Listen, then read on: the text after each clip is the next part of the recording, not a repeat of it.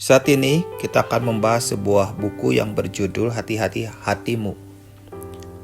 Dalam bab pertama dibahas tentang tempat-tempat terburuk Daud. Daud sanggup mengubah tempat yang terburuk menjadi tempat yang penuh dengan penyembahan. Tempat terburuk yang pertama adalah Bethlehem, yaitu tempat masa kecil Daud yang sebenarnya adalah tempat pembuangan. Yang kedua adalah Adulam, tempat pelarian Daud karena dikejar-kejar oleh Saul dan pasukannya. Yang ketiga adalah Siklak, tempat Daud terhimpit, atau itu adalah tempat masa-masa rapuhnya Daud. Dan yang keempat yaitu adalah Yerusalem, tempat Daud jatuh dalam dosa. Dia mengambil Batseba, berzinah dengan Batseba, dan membunuh Uria suaminya. Itu adalah satu hal yang kejam. Pada saat itu Daud berusaha untuk menyembunyikan dosanya dan seolah-olah tidak terjadi apa-apa. Tetapi pada saat itu Tuhan bertindak. Tuhan mengutus Nabi Nathan. Telunjuk Nabi itu terarah kepada Daud. Kamulah orang yang sadis itu. Daud lunglai. Dia tertunduk dan dia berkata, "Aku orang berdosa." Pada saat itu Daud mendengar peringatan serius dari Tuhan yang keluar dari mulut Nabi Nathan. Yang pertama adalah pedang akan mengenai keluarganya, yaitu anak hasil hubungan gelap yang belum diberi nama, itu mati. Setelah itu terjadi ada pedang-pedang lainnya yang mengenai anak-anaknya. Ada 4 pedang ternyata. Dan itu Daud membayar. Itulah konsekuensi dari kesalahan dan dosanya. Tetapi yang ajaib dari orang yang namanya Daud, dia datang dengan remuk hati.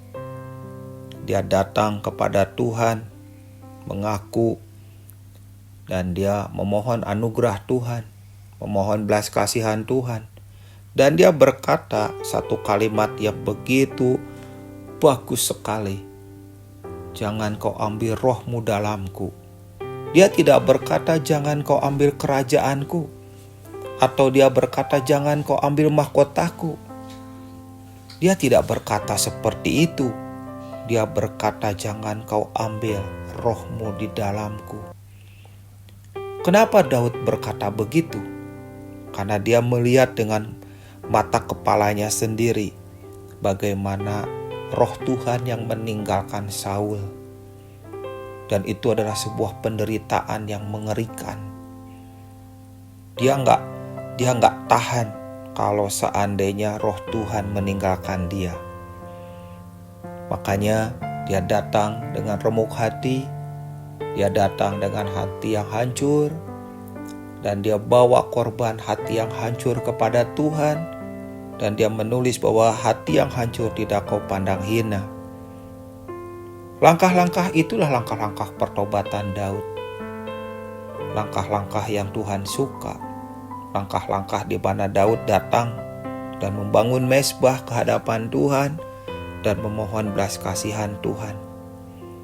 Hari ini bagaimana dengan kondisi hati kita ketika kita bersalah, ketika Tuhan menunjukkan sebuah kesalahan atau sebuah dosa dalam hati kita? Apa yang terjadi dengan kita? Apakah kita pura-pura tidak menyadarinya, atau kita pura-pura tidak tahu, atau kita pura-pura bodoh, seolah-olah apa yang terjadi Tuhan? Kenapa engkau meninggalkan saya? Tuhan gak pernah meninggalkan kita. Kitalah yang meninggalkan Tuhan. Kita yang bersembunyi dari Tuhan seperti ketika Adam dan Hawa jatuh dalam dosa.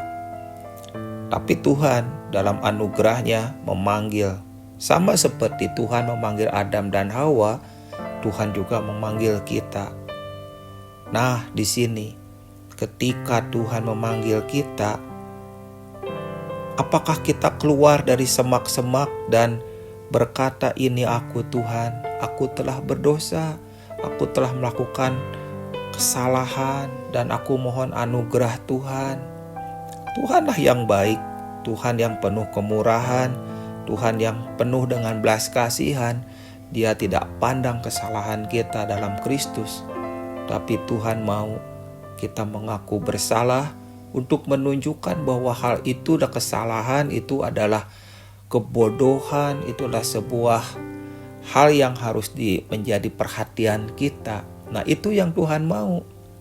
Jadi pada saat itu Tuhan memperhatikan langkah-langkah hati kita, seperti Tuhan menemukan langkah-langkah hati Daud ketika dia jatuh dalam dosa. Ia datang kepada Tuhan dalam pertobatan dan penuh dengan kerendahan hati. Dia bawa hatinya yang remuk redam datang kepada Tuhan. Itu yang Tuhan rindukan dari kita semua.